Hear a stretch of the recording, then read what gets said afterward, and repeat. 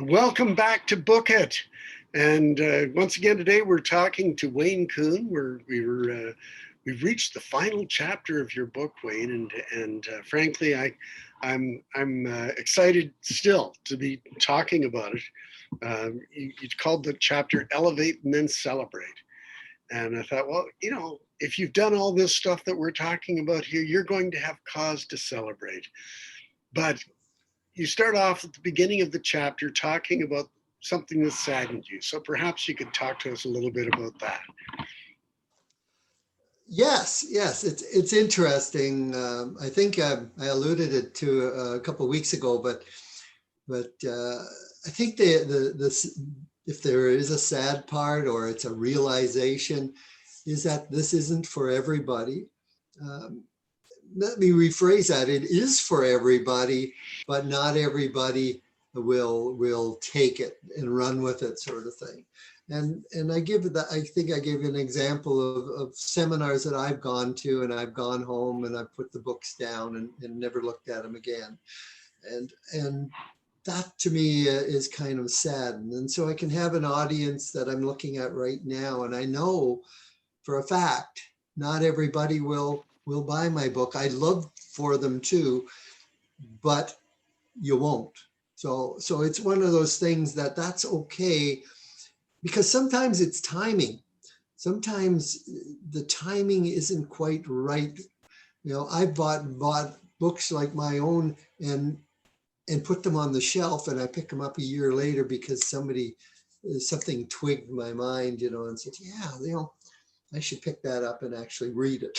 So it's one of those things that, it's a bit of a sad point that you'd like everybody to think and embrace what you're saying, but the reality is that they're not, and I acknowledge that. Yeah. I'd like to suggest that if people are watching this, they're probably the sort of person, if they've reached the day 12 of this series of interviews that we've done here, they're probably already the sort of people who will try to do what's in this book. So Good point. You can take some encouragement from that. Good point. Yes, very good. The other thing that I think is true of people who are reading your book and who are watching these videos is that they're going to probably learn something about themselves and leadership. And you talk about that in the book as well. Could you pick it up from there? Yes, certainly. A little bit on leadership. I think I bring my personal story to that, and I talk about my background in the Mennonite community, which I never saw. So, like, my dad was very passive, and I feel I was raised that way. A conflict avoider, if I can call that. If there was a problem, I'd go the other way.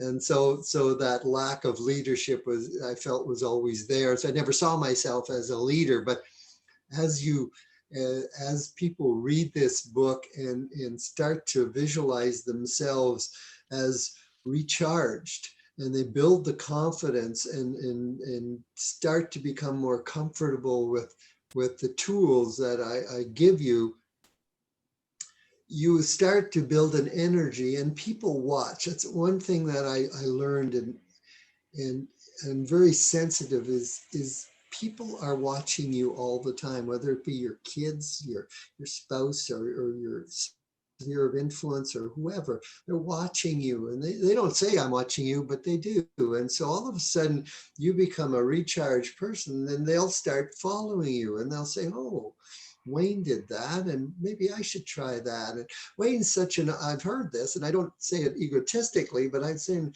Wayne's always a bubbly kind of person, So there's two types of people. I either annoy people or I make them happy, But that energy is contagious. And so I take that energy and I put it into the word leadership, and all of a sudden those people watching you start to follow you, and you become a leader. Whether you like it or not, you are their person to follow. And so you have an opportunity. I don't want to say it's an obligation, but but somewhat of an opportunity there to influence a lot of people that need that leadership, that need that guidance, and need that encouragement to move forward. And so all of a sudden that group follows you, and well, I get chills just thinking about the possibilities of that. It's just it's exciting. Yeah, something I to read one. celebrate. That's for sure. I read one time that Steve Jobs said a leader is somebody that people follow, and it that sounds like it's really obvious, but it's actually very deep. Mm-hmm. Because if you are doing the things that we've talked about here, if you have become more effective at communicating, if you are have a very clear vision of where you're going and you're heading there directly, people have a tendency to notice that, and they have a tendency to start following along, even whether you intended them to or not. Mm-hmm. And that's Mm-hmm. kind of what I took from your book there, is that if you're doing all the things that are in this book, you have become a leader, whether you know it or not. Mm-hmm. You've Mm-hmm. become a leader, and people are following your lead. And I think Definitely. that's kind of important. You also have a nice guideline in this. You talk about the 4 A's, and Yes, I built on that. I built the book kind of on that and sprinkled it through the book. The 4 A's of recharge. It started off with acknowledgement. Uh, and I think I expand on that in the book, so I'll just quickly go over them. Acknowledgement is kind of like the acknowledgement of what is real, the acknowledgement that life cycles, the acknowledgement that here you are, here I am in this house, in this world. I sometimes wonder, why was I born in Canada? Why was I born in Ontario? Why wasn't I born in Kenya, or Germany? Like, so those are kind of the mystical questions, but the reality is I acknowledge that here I am, and this is what I have to work with. And then the second A is the awareness. Awareness is more internal, and knowing your talents, your skills, and knowing that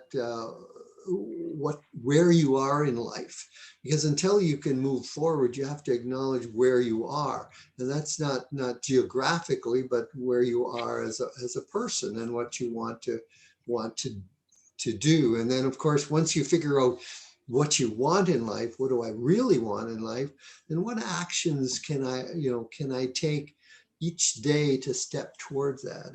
And I list those in the book, and one of the big ones is education. You have to learn the certain skills, and I think there's seven points I make in the book of things that we can take action on, and areas to build towards that. So now we're acknowledging that this is our limitations. We're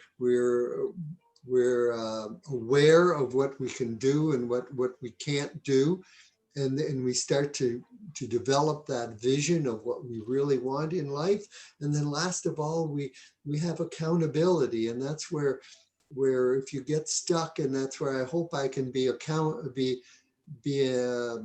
mentor or a coach to people going through this process, to encourage them and help them look at the results and say, okay, this is what I've done. This is the results of, again, like, look at back here at the actions and the awareness of what I've done, tweak those actions, and then come out with different results. So it's kind of an ongoing process that cycles, and it's exciting, yeah. But I do elaborate more on that right in the book as we go on. So yeah, good layout. it's interesting. You wrap that up with when you've gotten to some results, and then immediately after that you talk about um, something that Stephen Covey goes into in his 7 Habits, the idea of starting with the end in mind. Definitely, And definitely. it's something that I was reminded of is when I was learning to drive a few years back. Um, my driving instructor said, you're drifting towards the center line. Why, do you know why you're doing that? And I said, no, why? He says, because that's what you're looking at. You're looking at the center Wow. line of the road. He says, I want you to drive looking down the road. Look at least Okay. 5 or 6 car lengths ahead. Yeah, yeah. And I started doing that, and my car was dead centered in the lane that I was in. And he said, the reason is you tend to aim towards what you're looking at. Wow, that's good. That's good. And that's And where you talk about this in the book.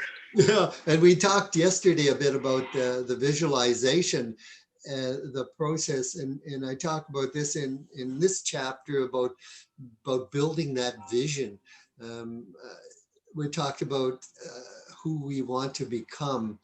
I think the best scenario or the best visual I give people is to pretend that you are an actor. And it was asked of me years ago, are you the lead character, or are you just a side extra or something in the play of life? So here we have our life. And so if we're a lead character, what does that character look like? What do they say? How do they, and you build that vision around you. And to me, that would be what Stephen Covey is saying is when you see what your end result will be, the person you want to be, all the pieces that put together in the end result, then you can step back from there and say, okay, what are the steps I need to do each day to get towards that? And that doesn't mean there won't be hiccups and setbacks and that, but if you keep that vision in a clear mind, the best, I remember, I don't think I mentioned it before, but the best example I was told is that it's on a mountain. Like, let's say you see far away a mountain peak that you're heading for, but you're in the foothills, and so you'll go up and down, and sometimes you'll be in the valley of the foothill and you can't see the mountain. Then you get up to the top of the foothill and you go, oh, there it is. And so life is like that. Sometimes the goal will not be real clear. And so, but as soon as you get up to the foothills again, there it is. So even though it's not always in front of you, you keep it in your mind, and therefore it'll always be there. And I think that's where a little bit of faith, a belief, you have to believe in what you're doing, and have faith that it's out there. I just have to keep working towards that, and do the things daily to reach that goal, reach the summit, they call it, sort of thing. So yeah, it's interesting. So yeah, There's one final thing that I want to talk about before we wrap up talking yeah, about your book, and that yeah. is the idea of celebrating your wins. Oh And yes. one of the images that you've given me, and which I always think of now when I'm talking about you, is the red balloon. And in the book, you talk about seeing the red balloon, tethered so that it doesn't float all over the room. But Yeah, yeah. I almost think floating all over the room would be kind of cool. Well, when the helium leaves the balloon, sometimes the balloon will last for a while, but it does go down, so they get a little Yeah, tired. it tends to sink. Yeah. If you've ever had those stippled ceilings, the balloon floats up to the ceiling and it can pop. Oh So, yes, yes, it does. It does. That happens. That happens. but getting back to the reason for the red balloon is the idea of celebrating your wins. And Yes, yes. this is something I was talking to someone a few years ago, and this guy was a real Eeyore type of person, like Eeyore from the Winnie the Pooh books. It was like, Okay. well, it wasn't really a very good tale anyway, you know. Uh, and this guy was like that, and he had just gotten a huge sale. I mean, this thing was more money than he'd made in the previous 3 months, is what he made in this one sale. And I said, wow, you must be really excited. And he says, yeah, but now they're going to be comparing everything I do to that. And I'm like, celebrate, man. You just had a big win. But this is something that a lot of people do is they forget to celebrate. They Yes. forget that they Yeah. have successes. Well, I And think this is kind of how you wrap up your book. So tell me, how do you that's celebrate? true, and I think that the celebrating to me is reminds me of gratitude. It brings that right around, and that is if we celebrate and we are happy with our results, and we can't help but be grateful, and that gratitude is something you cannot be ungrateful and grateful at the same time. It's an all-encompassing thing. So when you're grateful and you celebrate, to me, that's what the balloons, help me keep a mindset of celebration. And not that and sometimes when we don't have a win, we still have to celebrate. We have to look for things that are celebrating. I think Oprah was a big one on a gratitude manual where she said each day, you write down 5 things that you're grateful for, and sometimes they're small. I'm grateful for that. I woke up this morning. I'm grateful for the sun. Sometimes you have to get bigger than that, but uh, it's building that gratitude and celebrating what we have, and that lifts the energy so that we can move ahead and do it again and do it again, and then some people, I'm respectful that some people do not. Some people celebrate openly because of their energy and their excitement. They're higher strung, so to speak, and other people celebrate, in a quieter manner. I think we have to be respectful of that, because just because somebody isn't going, yahoo, it's doesn't mean they're inside. They're not going, yahoo, like it's a different level. So respect celebration at different levels, but definitely everybody wants to feel grateful. Everybody likes to be encouraged. Everybody likes that feeling of win. I don't think there is anybody that doesn't. They just express it in different ways sometimes. So Yeah. yeah. And it's, again, I was another workshop that I was at a few years ago. This man uh, asked for a volunteer to come to the front of the room. And he said, somebody who's willing to put themselves out a little bit. And so this guy came up and he says, what's your name? He says, my name's Chad. And he says, okay, great. He says to the audience, he says, what I want you to do when I count to 3, I want you to cheer and stomp on the floor and clap, and as if Chad just won the Nobel Prize or something. Just, like give him everything you've got. And he says, for Yeah. your part, Chad, what I want you to do is just take it in. I don't want you to posture and bow or anything like that. Just take it in. And so he says, okay, everybody ready? 1, 2, 3. And the audience went wild, and they were, yay, Chad, and everything, they're clapping and stomping their feet. And he stops them after about 15 or 20 seconds of that. And he says, great. He says to the audience, he says, how did that feel?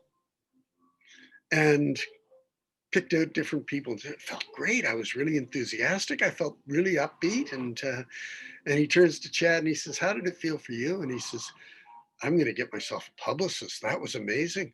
And he says, and it cost us 20 seconds of this workshop. Yeah. Yeah. And yet everybody felt better for it.